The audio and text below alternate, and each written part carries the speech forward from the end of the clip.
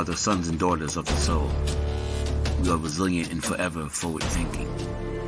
We ask for nothing else than the opportunity to live and to create the lives that we were meant to live. We want nothing but an equal chance at options and possibilities. The same possibilities and options to live out our potential as our fellow man. We want to be heard, understood, and expressive in our reality. We are the future. We are the creative. We are here.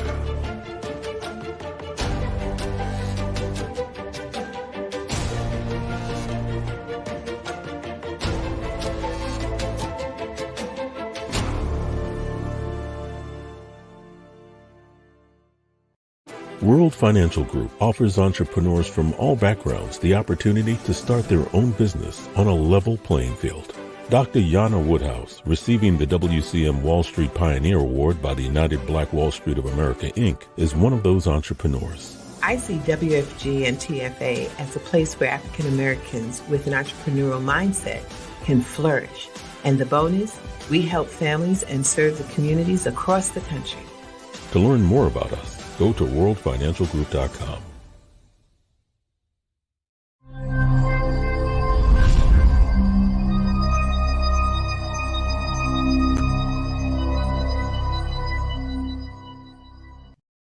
Hello, and welcome once again to another fantastic Tuesday. My name is Tyrone Glover, and I am your dressed down CEO of Leverage Credit Recovery, welcoming you to Leverage Your Score, where we help you get to that next level financially, emotionally, spiritually, when it comes to your resources. How do we make sure that we as a African-American community, a community of color, how do we make time for our finances, for our money? And I said funny because it's kind of funny that we're not taking that time, we're not putting in that energy, that effort to make sure that our day-to-day is going to be A-okay.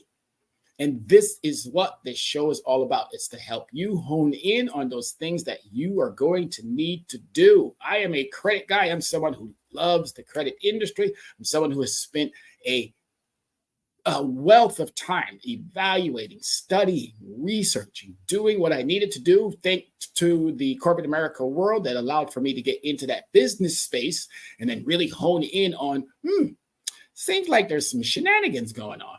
And lo and behold, that's exactly what it was. A lot of shenanigans going on, things that you probably, again, shocking with what we have found out. And it's important that you know, if you start paying attention, if you start today and getting on track with what you have to do, watch this show, watch my friend's show, my dear colleague, Dr. Yana B, watch her show, Access Wealth Nation. If you start honing in on some of the understandings that we are attempting to bring to you, you will find a pathway to financial success. You will find a roadmap with what we are giving you to financial success, and you can start breaking the cycle of debt. That's what we leave our people. We leave our people dead. We do not, and it's been quite some time that we have focused on creating generational wealth, and we need to get back to that understanding. If you did not watch last week's show where I was on Access Wealth Nation, go back. If you are on Soul City, if you get the opportunity to go to Facebook, if you get the opportunity to go to YouTube, go to Soul City Network and watch that show from last week. Great information, great content, honing in on some of these fantastic, again, gold nuggets, little pieces that will help you start to establish what you need to establish when it comes to your money. When it comes to your money, money works for you. You work for a wage or a compensation. And we have to start correcting the narrative about what really is going on in our community. All right, so that before we get started, obviously, I always tell everybody, go ahead and pick up that device, do us a solid, and make sure that you send out a couple of invites to individuals that you know would or could benefit from these shows.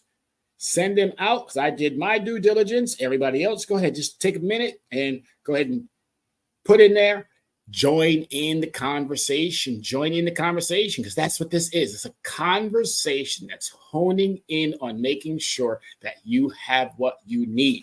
And today's topic, what we're going to be discussing today, is our recovery hinges on our current activity. So our future recovery hangs on our current actions.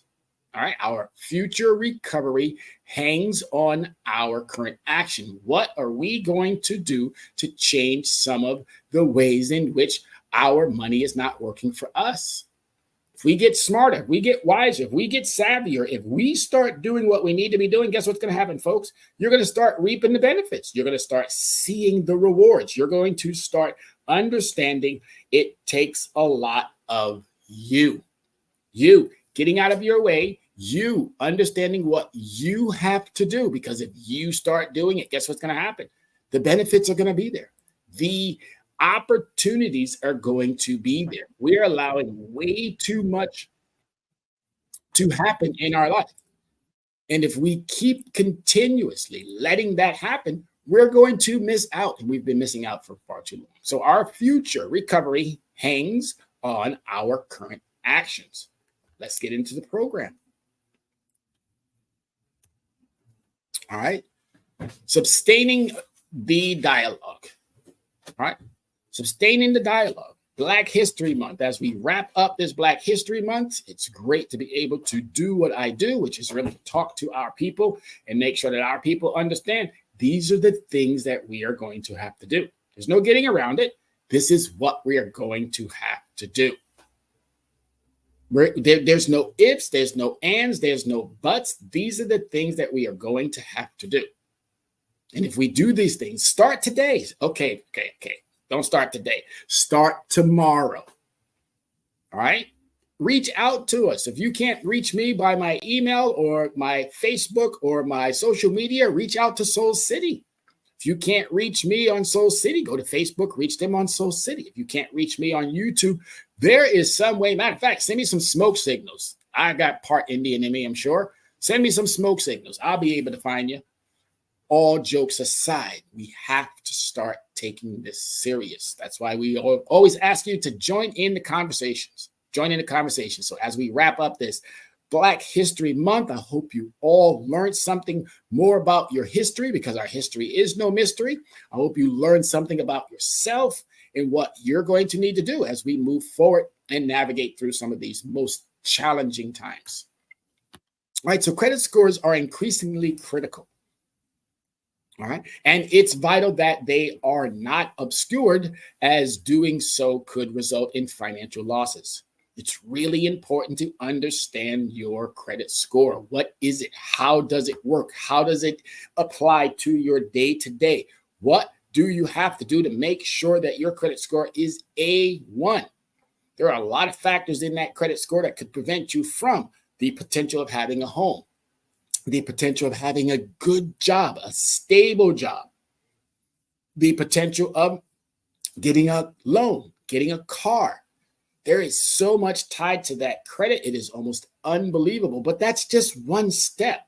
There are so many components to that financial literacy piece that we haven't even begun to dive into. And I'm hoping that as time goes on, we start partnering with other experts in their areas of expertise, and we start putting those pieces together, and we start really helping our people come out of some of these hardships. And I'm looking forward to that day. I am super excited for that to happen. But first and foremost, as I say, credit is my space. Credit is my lane. That's the place that I believe that I was determined to learn as much as I possibly could. And not only did I learn as much as my brain could allow, I'm now doing exactly as I was chosen to do. Yes, I was chosen. I was designed specifically for this time in our history to literally get out there and hone in on some of the absolute understandings of what we're going to have to do as we move forward to recover from some of these hardships. And trust me when I tell you, it's not that challenging. It's not that hard. It's actually pretty easy. And the biggest thing that we have to do is understand the elements that might be holding us down. And as I say it all the time, 10% of what's holding us down is us. 90% of your mishaps, believe it or not, have nothing to do with you, the individual. It has more to do with the systemic and the historical issues that have been set in play to keep, and it's sad to have to use these numbers, 60 to 70% of the U.S. population and primarily marginalized communities, individuals of color, in financial harm's way. These shows are designed to help you with navigating through some of those challenges. All right, credit score factors. Every consumer should be aware of the certain unavailable truths regarding credit scores. While many of these are common sense, they provide valuable insights into why we may or may not be seen as reliable credit risk.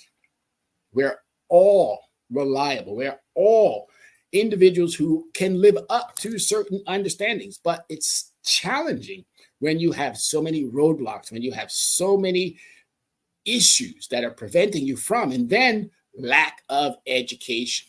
I'm going to constantly keep asking it. And I've been asking this since the beginning of the year. I think I started even asking it last year. Why? Could somebody please tell me? Equifax, TransUnion, Experian, Bank of America, Wells Fargo, the feds, anyone who sits on pedestals, who runs financial institutions, who run academic communities, who run these societal norms. Could you tell me why? Who thought that it would be a brilliant thing to remove financial literacy from our academic K through 12? Which smarty pants? Oh, it must be the same smarty pants that think that we can just ban books. Or maybe it's the same smarty pants who thought that, oh, let's just get rid of Roe v. Wade. Oh, maybe it's the same smarty pants that said, well, your vote doesn't matter. All of these misnomers needs to be correct. And I know that was a little bit on the political side, but folks, it all ties in.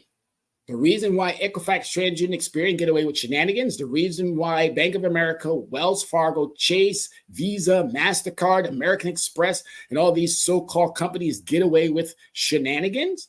Well, when you're a congressional leader or you're somebody who sits on another pedestal, and you invest in these companies when you should not have the ability to, you should have to divest from your investments so that there are no conflicts of interest. It's very challenging to hold an entity accountable when that entity is putting money in your pocket. It's very, very challenging. And that's part of that 90% that I keep telling you. We have done our malfeasance. We have done what we needed to. We have done what we should not have done by not living up to our contractual obligations. But Wells Fargo, one of the worst banks on the face of the planet, guess what they get? They get a little slap on the wrist. They pay a little fine and they keep going. Bank of America has paid more fines than anything. Chase has paid more fines than anything. Equifax, TransUnion, Experian have paid more fine. If you don't believe me, go to CFPB. That's the Consumer Financial Protections Bureau.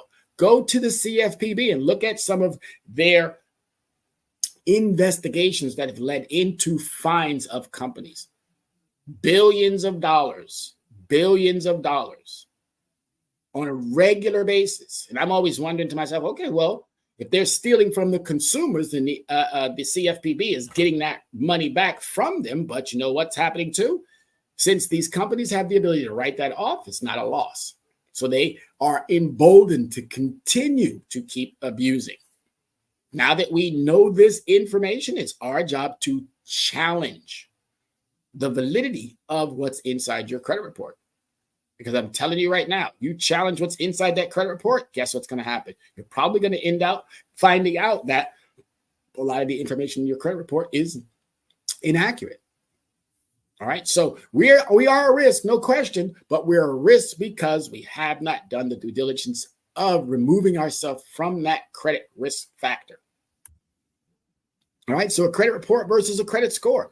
Credit reporting agencies compile this data and arrange and assign a numerical grade, which is your credit score. The score reflects how well you manage your finances, making it useful to know before making significant purchases or applying for credit. FICO is modifying its scoring model in 2022. So they modified their scoring model in 2022 by placing greater emphasis on individuals' personal loan history.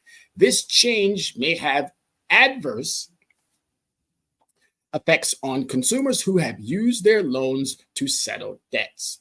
All right, so adverse effects. So you would think a institution like Fair Isaac Corporation, which that's the proper name for FICO, you would think that these types of companies would be doing more to help consumers. And you go to their website and that's all they seem like they're talking about. Oh, we want to help, we want to get, we want to do. When you dive deeper behind the curtain, you start to find out that these companies, these very companies that have been entrusted to help, are doing more harm than good.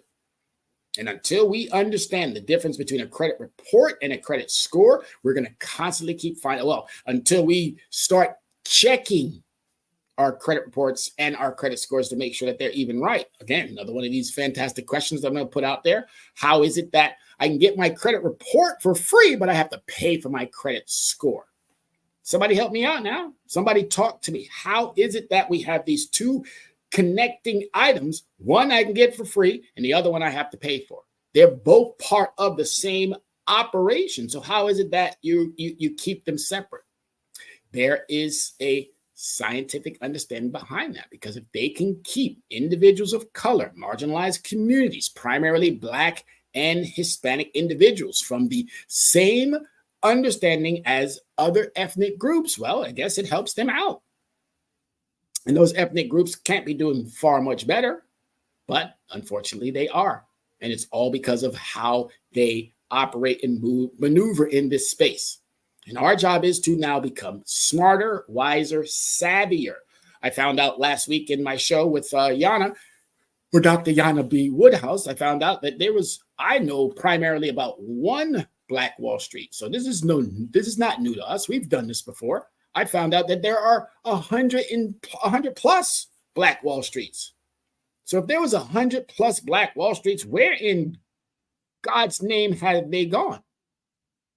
And it would be nice to, and I'm planning on doing this. This is something that I have made my priority over the summer months, to make sure that I find out where and how come these Black Wall Streets are no longer in existence. And if they are, what are they doing to help individuals or marginalized communities? We really have to hone in on these particular items. Financial stability should not be something that we have to hope and wish for. It should be an understanding that is always there. All right. Credit reports and credit scores are distinct yet intimately related. A credit report is a comprehensive report of your activities that influence your credit worthiness, encompassing everything from bill payments to loan applications to divorce proceedings. All right. All of this is tied into it. Say overall look of how worthy you are when it comes to living up to your contractual obligations. And if you do that properly, if you do that with the understanding that we all know that we should be doing, which is living up to our contractual relationships, then we'll probably end up on the better side of what credit should be giving us. But unfortunately, when you remove something from the pre-K through 12, and also this is another thing that startled me too, is that even in college, so I'm reaching out to your academic facilities, colleges, how is it that you yourself have not made it a requirement that your higher education individuals leaving high school and those who have been out of high school who decided to go back to college to get those degrees, how is it that these entities have also equally fallen short when it comes to financial literacy, the understanding of how your money works? And another one, bosses and employers. How is it that you want workers, but you won't teach them or educate them or make sure that they understand how their income is supposed to work for them? You're too busy making sure that when they get that paycheck, you've given them 10% so they can turn right around and give you back almost everything. We have to do better, folks. We have to get out of our way, and we have to start diving into this real simple understanding of ownership first and foremost, and then making sure that everything within that credit report is 100% you. Because if it's not you, and I've checked my name, I found a couple of errors that were not me, they were somebody else. When I first even came back to the States, there was so much stuff. I came back to the States because I lived in Germany for 13 years. When I came back to the States, looked at my credit report, and I was like, oh my God. The stuff that was on there, I'm living in Europe. So how am I doing anything here in the United States? And it was a shocker. And that was the main reason what made me dive further into the study of credit. And what I uncovered, shocking. And today, it's still even shocking because as we get smarter and wiser, guess who moves the goalposts?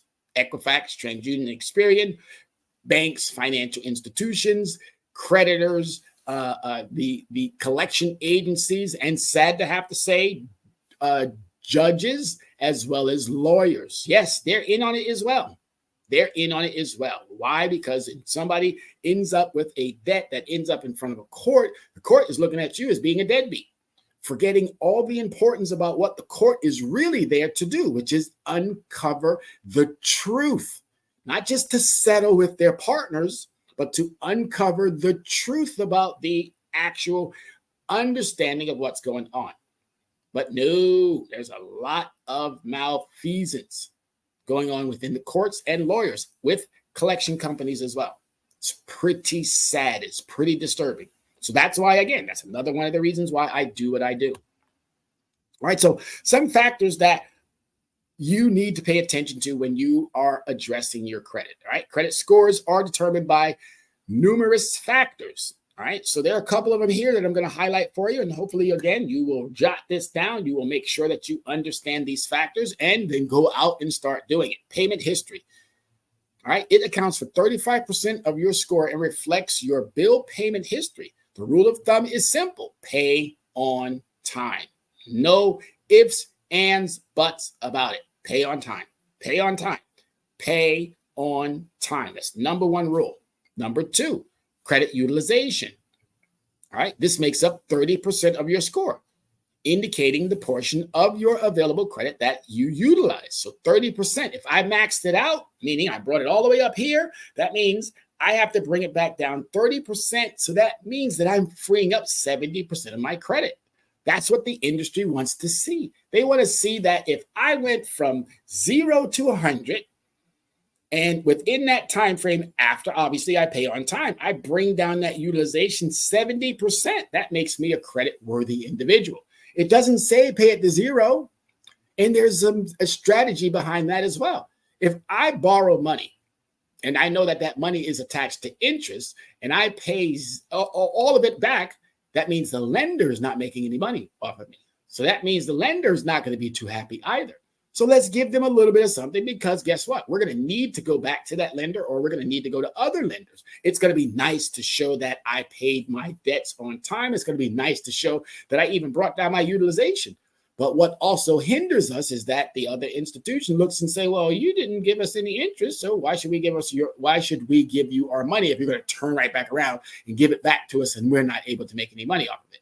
You get where I'm going with this? All right, so it's okay. The one thing that you don't want to do is you don't want to pay the minimum. You don't want to be paying 50%. 50% is teetering. That's 1 month here, 1 month there, 1 month here, 1 month there. The minimum, obviously, if I max it out and I only bring it down, say 12, 15, 18%, that's not doing it either. That doesn't look good. Yeah, you might have paid on time, but you only paid the bare minimum. And here's another thing that they know about us that we believe that they don't even know. They know our behavior. They know us better than we know ourselves, because we have been consumers forever. The perfect word that allows for them to know us better than we know ourselves. All right, another one, length of credit history. This accounts for 15% of your score. So let's go back just a tad. 35 and 30. In any school that I've ever gone to, 65 is a passing grade. So if you can start your month off with 65%, you're already in that passing category. You're already passing. And that's why I keep saying credit is not a ebbs and flows. It's not a roller coaster. Credit is a rocket ship. Every time you do what's causing that rocket ship to continue to keep going up, then you should be benefiting from it. And unfortunately, due to whatever it is that these systems have in play, we're not experiencing the full thrust of how credit should be working. And we're constantly on these ebbs and flows, these rocket ships, ups and downs, ups and downs, ups and downs. We have to get better. Okay, we got to get better. So that length of credit, so we're going to add another 15 to that. Say you don't get the whole 15. Say you get 10. All right, it's because there's always some factors that might weigh in for you not to get the first two. There should be no factors weighing in. I pay on time. I bring down my utilization. There's no other factors that should be playing into. That's 65%. Now, your credit history, there could be some factors but again, I'm still trying to get the big guys, the smart people, those so-called pedestal sitters. I'm still trying to get them to break everything down. But guess what? They never want to talk about this. Why? Why would Equifax, Stranger and Experian forego a conversation with somebody who's been in their industry from whatever time frame that I got my first credit card or first borrow? Why would they not want to talk to us? Why would they put roadblocks, obstacles in our way? Why would CEOs and CFOs and COOs and presidents and vice presidents of companies not want to have those full-on conversations with consumers? Smart ones. All of us consumers are savvy and wise and intelligent, but are we smart enough to sit down and have that one-on-one with them? I would love it. Every bank, every financial institution, every academic leader, every congressional leader, anyone who wants to sit down and have a real heart-to-heart about this topic, I would welcome it and I would love it. Because if I'm giving out any information that might disparage your organization, then I would want to know that. And you would want to know that as well. You would want to correct me so that I can correct my audience. But clearly, that's not the case. You're doing everything that you can to keep us from understanding the true nature of what your business is all about. And it's about making money, which I'm all for. Make that bread.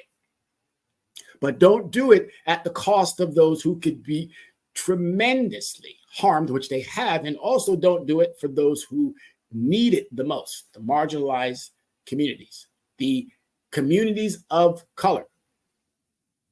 Stop hurting them and start helping them.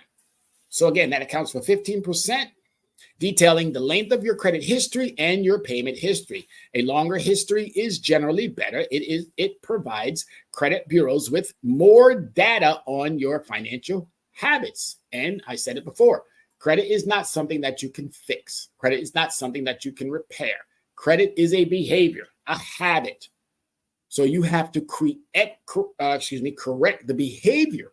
You have to understand what creates this behavior, and then you have to move towards correcting the behavior. Because if you do that, guess what happens? You start seeing the benefits. So you got 30 from payment history. You got 35 from payment history. You got 30 from credit utilization. You got 15, or say you don't get the whole 15, so you get 10.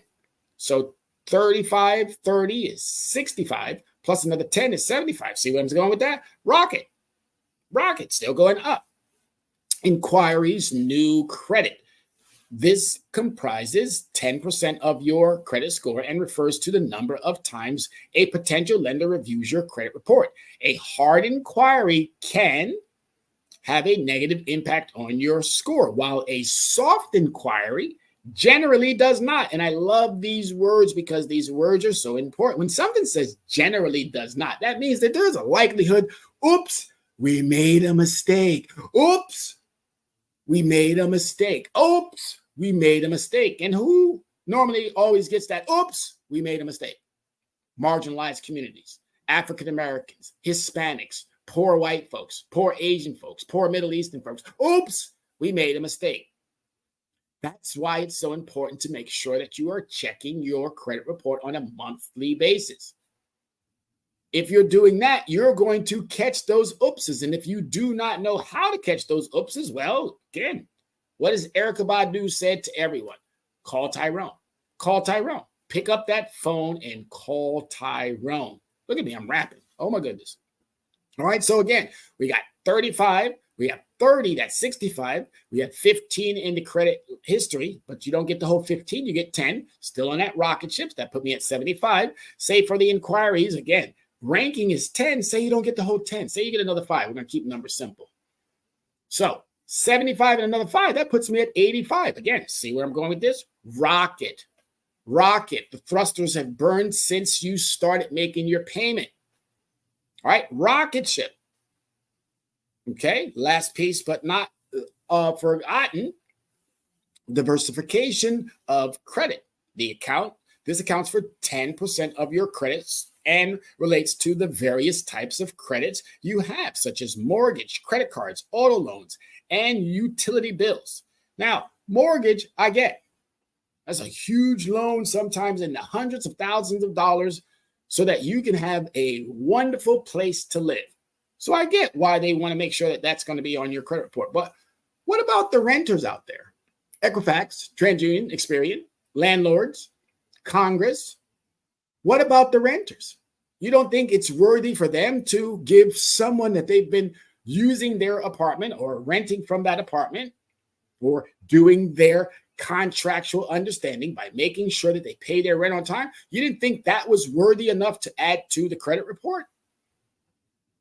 Oh, because wait a minute, marginalized communities, those who don't have the opportunity to own, who should have the opportunity to own, should be able to have that credit or that rent reported so that at some point, maybe after 5 years, 10 years, 15 years, 20 years, they can move out of giving someone else their hard-earned bread and maybe put something towards their own becoming a homeowner.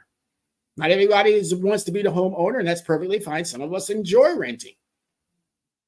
But I believe owning your own would probably set you off even much better than being a renter.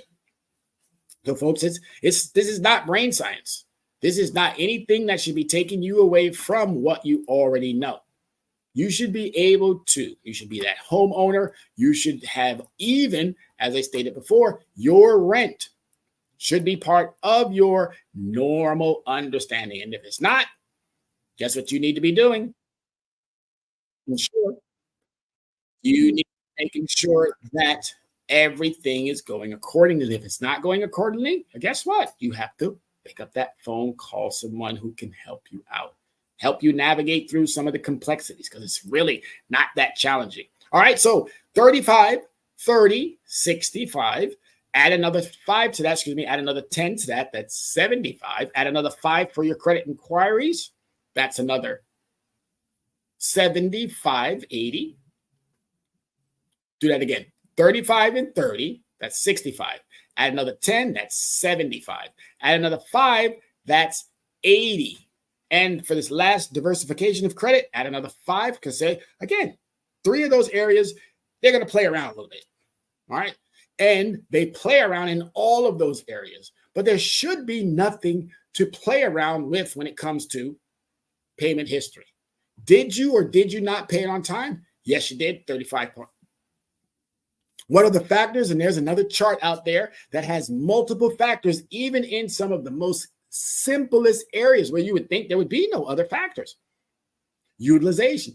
Did you pay on time? Did you bring it down to that reasonable or that understanding amount?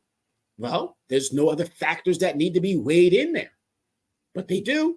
And length of credit history. Now I get this one they've been playing around with. There's new laws on the books that actually say if you get a new credit and it's going to deplete some of your credit history, which one of you smart people thought that was something that was going to be feasible and also helping the marginalized and the African-American and Hispanic communities? All right, you get my whole point. Credit is a rocket. These 5 items here are what you really have to hone in on and make sure every single month that you are doing your due diligence to make sure that you are hitting those marks. And if you're hitting those marks, rocket ship, let's get off the roller coaster, folks. All right, even minor unpaid balances can harm or hurt your credit score. Payment history accounts for the largest portion of your credit score.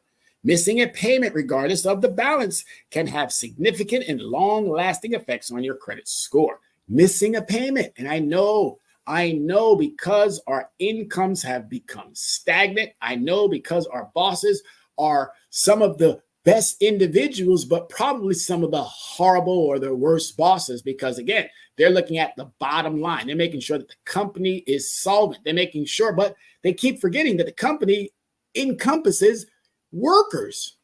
So shouldn't we be working and making sure that our workers are equally taken care of, Mr. and Mrs. Employer? Shouldn't we be doing everything in our powers possible to make sure that they have a good wage, make sure that they have decent credit, make sure that they have a financial understanding of how and why they work for this company, because this company looks out for them. So I'm challenging every single company, I'm challenging every single academic community to open their eyes to financial literacy and start making it a part of your orientation, start making it a part of your 6 months review, start making it part of your annual reviews, making sure that your employees, your students are fully versed on these topics. Because if we do, we're going to break the cycle of debt, leaving debt when we should be creating wealth. Keeping an eye on your credit score can be useful for detecting fraudulent activities. Oh, black web, dark web, whatever they call it nowadays, you know it's out there. You know it's out there. That's why you're so afraid to answer the phone. That's why you're so afraid to look at those emails sometimes. There's a lot of shenanigans going on out there in the world, and technology didn't make it any better, but that should have put the spidey senses more in play so that you can now start looking at going, "Ooh, wait a minute, wait, hold on one second. That can't be right. That can't be right." That's why you have to look at your credit report on a monthly basis. And if I'm not mistaken, annual credit report has left it to where you can get your credit report for yet every single week. So there's no reason. And I hope that they leave it. Annual credit report, I hope you leave it so that the consumers can continue to get their credit report once a week, if need be, for free. And what I would like you to do is put the credit score and the credit report together. Stop separating these two entities as if they needed to be separated. They don't need to be separated. They go hand in hand. All right. In case your credit score appears inaccurate, it's advisable to scrutinize your credit report and inaccuracies or fraud, even if your score seems correct. Periodically, reviewing your transaction history is a wise move. The Federal Trade Commission, FTC, warns that 1 in 5 Americans has an error in their credit report. Okay. All right. So the FTC, the Federal Trade Commission, has put it out there. 1 in 5 individuals. Now, that might not seem like a lot of people, but again, we're 340, 350, again, depending on whom and where you get your information, million people. That's quite a few people. Okay. That's quite a few people. And guess whom those 1 in 5 may be? Again, African Americans, women, individuals over 18, my apologies. Males, African Americans of all ethnic groups. Okay, it's important to understand why you need to make sure you're checking your credit on a regular basis because of errors. And someone larger than me have told you that 1 in 5 individuals are subjected to an error in their credit report. While a simple error in one thing, being a victim of identity theft, necessarily immediate awareness of any fraud accounts. The dark web, all of these so-called things that are happening, you don't know about it because what are we not doing? We're not checking our credit reports. And we need to get better at those types of understandings. Checking our credit report is something that you should do on a regular basis. Okay. Just like you check that battery level, just like you check that gas level, battery level on that phone, gas level in that car, tire pressure on those tires, clock when it's time to go home, clock when it's time to clock in, lunch hour. I mean, we check so many things, blood pressure, monitoring whatever it is that we monitor. We check these things on a religious basis, but when it comes to our finances, the one thing that can keep us solvent, we choose not to check it. So I'm asking you all again, do your due diligence. If Equifax, TransUnion, Experian, the regulators, the legislators, if they're not going to do it for you, do it yourself. If they're not going to put systems in play that automatic, which again, we got the internet, we got AI, we got algorithm, we got all these fancy things that can help the business. So maybe we need to make sure that that also is helping us equally as well. All right. So yes, it's free to check your credit score. Free. It is free to check your credit score.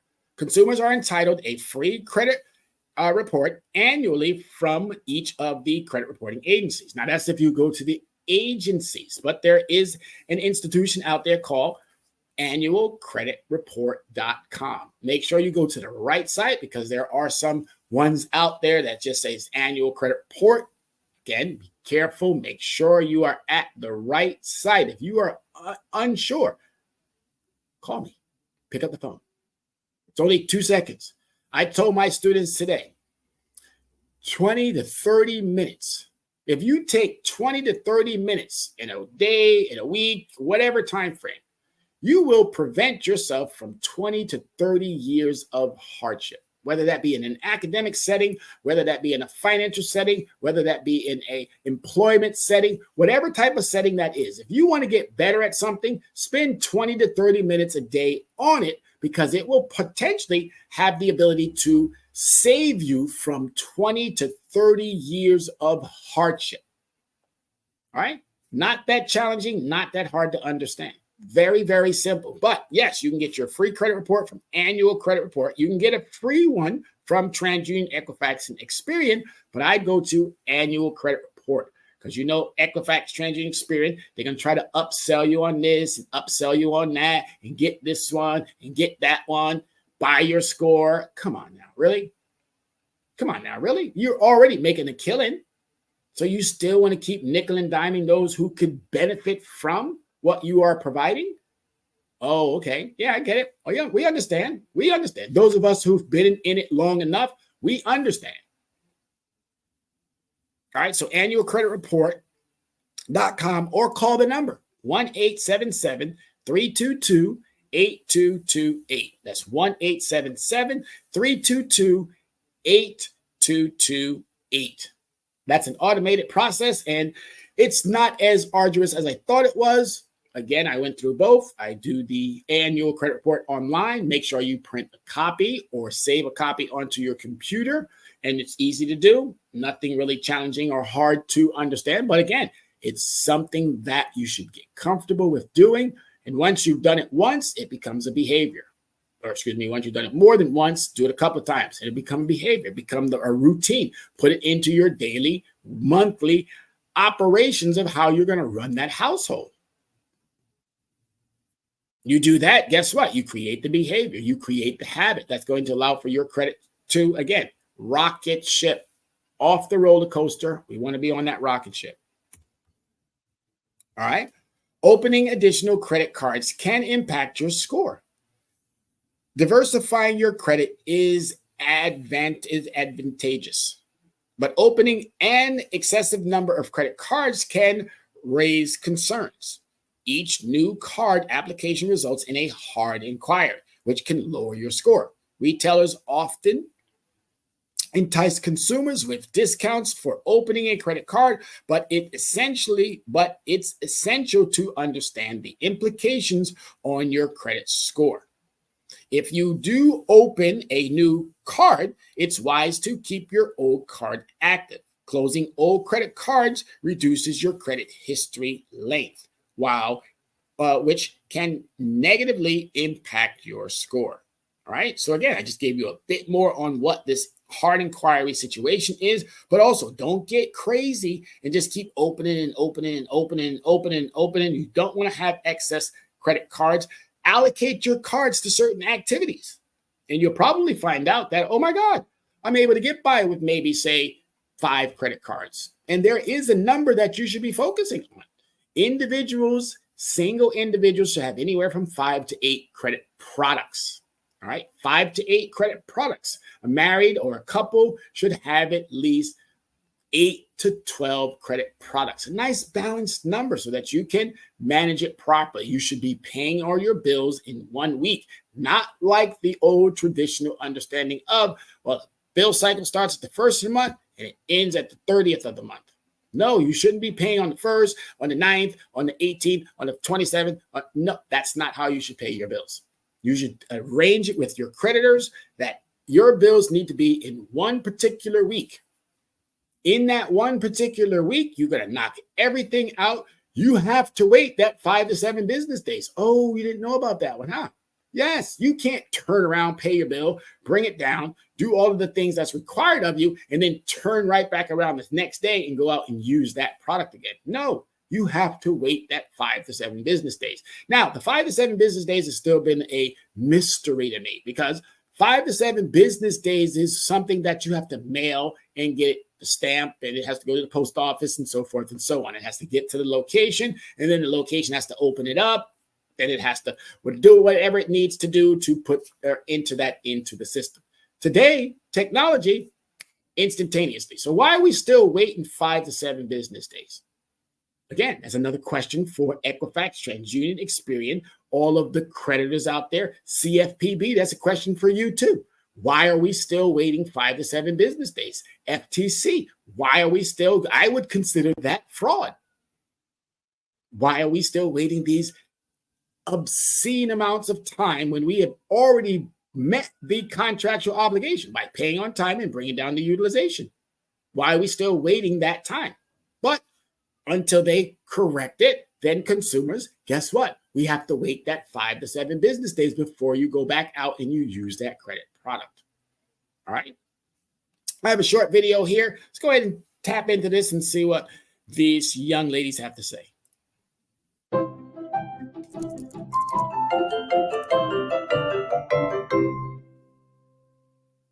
So tell me, Jen, what brings you into relationship counseling today?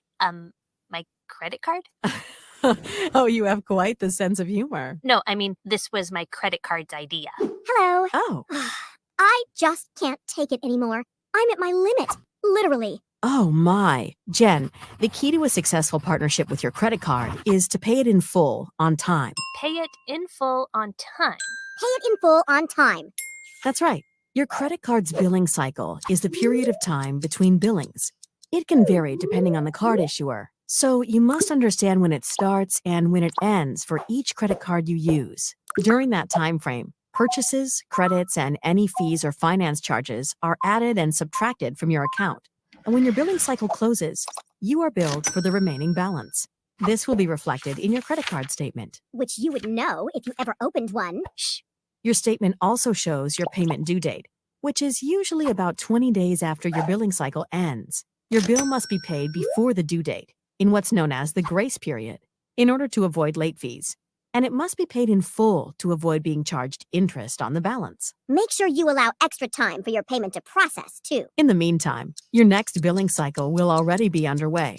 It starts with whatever balance was left unpaid at the end of the previous billing cycle and goes from there, adding and subtracting your credit card activity for the current cycle. What happens to our relationship if I can't pay off my balance? I will make your life absolutely miserable. What?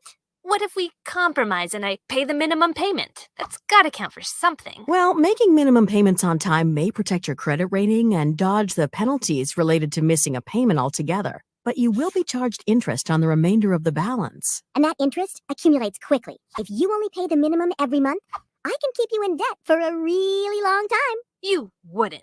Oh, yes, I would. Start missing payments, and I'll tank your credit score. Raise your interest rates. Trust me, sister, you don't want to go there. Okay, let's talk about strategies for managing this conflict. Jen, I want you to turn to your credit card and imagine it's cash. Treating your card like cash means using it to pay for things within your budget. Bills, groceries, all the regular things you know you can afford with the money you already have. What's the point of having a credit card if I'm just gonna treat it like cash? For the convenience, and depending on the specifics of your card, for the rewards. What? I don't want you to think I'm using you just for your rewards. Why not? I'm cool with it. Really? If you're paying in full and on time, it's perfectly fine to enjoy the perks of your credit card. So, how do you feel? I feel recharged. And I feel renewed interest. What? Relax. Renewed interest in this relationship, not on my credit card balance. Oh, well, in that case, I would say balance has been restored.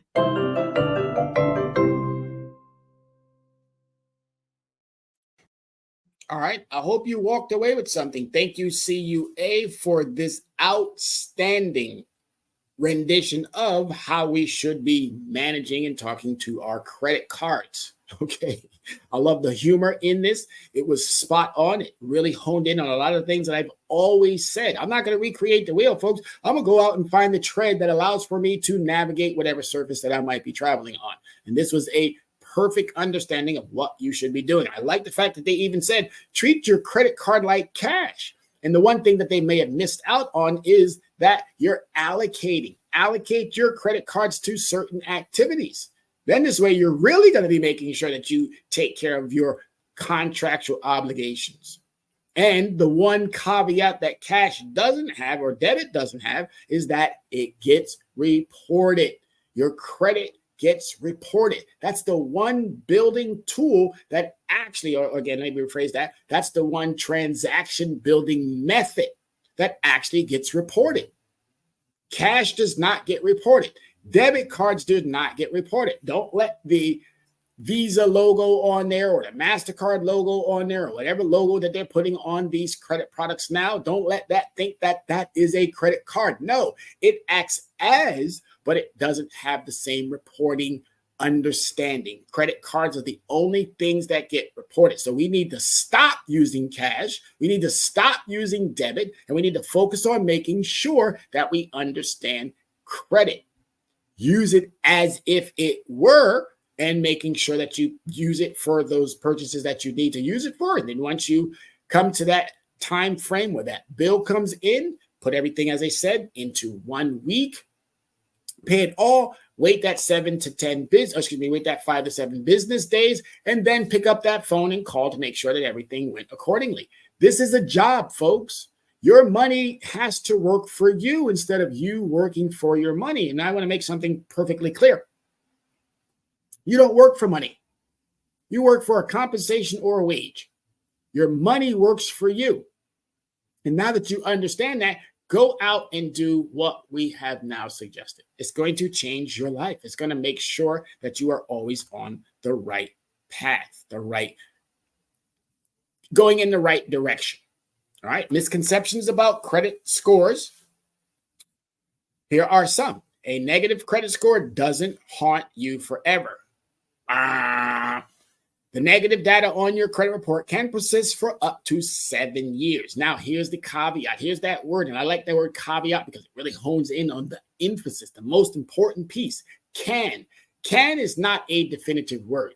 Now, if it said must, Equifax TransUnion Experian also tried to change it, tried to add other things to it that confuse consumers. No. If you go back to the Fair Credit Reporting Act and the other 4 other credit protections, consumer protection acts that are out there for us, but the Fair Credit Reporting Act indicates that no, can is the only word that should be represented when it comes to your credit report. Can stay on there for up to 7 years. So that means that, yeah, it can stay there. But if you negotiate it off, then guess what? It will come off.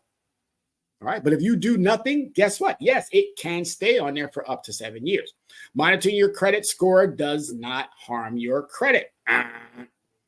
Reviewing your credit score yourself is categorized as a soft inquiry and does not impact your credit score.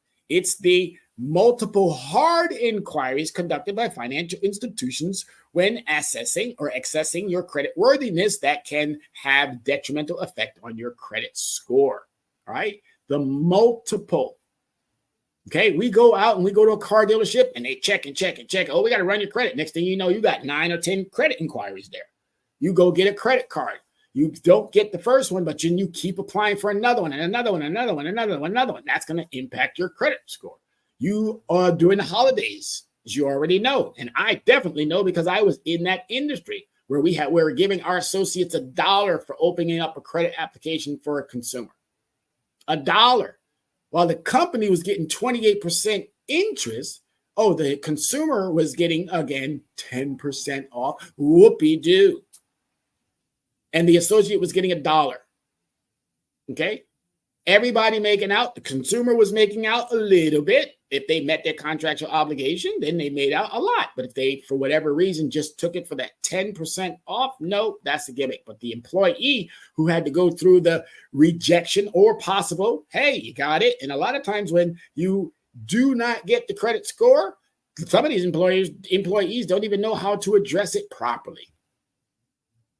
All right. So don't put yourself in harm's way for bonuses or perks.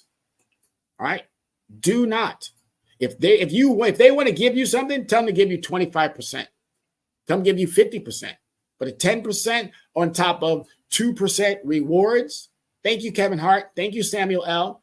Thank you, John Cena. But no. We don't need you in our pockets. What's in our wallet? Or excuse me, what's in our wallet? Your hand is in our wallet. Capital One, Discover, American Express, Visa, MasterCard. That's what's in our wallet. Your hands. All right. Credit scores are not universal. You might think that they have single credit scores that each lender checks, but this is only partially true. Fair Isaac Corporation, which is FICO, scores are indeed used in 90% of lending decisions, but there are now 10 different FICO scores. I got to laugh at that because it's so funny. 10. Imagine taking one test and you had 10 people grading it. Now, I guess that would be good, but imagine if they all came up with different results. Again, makes you wonder who was with the smart people sitting on these pedestals. What were they thinking? Who were they attempting to hurt or who were they attempting to help? All right. So yeah, 10 different FICO scores, each with 6 or 7 variations. 6 or 7 variations. Come on, Congress. Come on, credit reporting agencies. Come on, FTC. Come on, CFPB. Come on, Bank of America, Wells Fargo, Chase. Come on, Discover, American Express, MasterCard. Come on, really? 6 to 7 variations on 10 different items? Really? Additionally, Equifax, TransUnion, Experian each use a slightly different method. Really?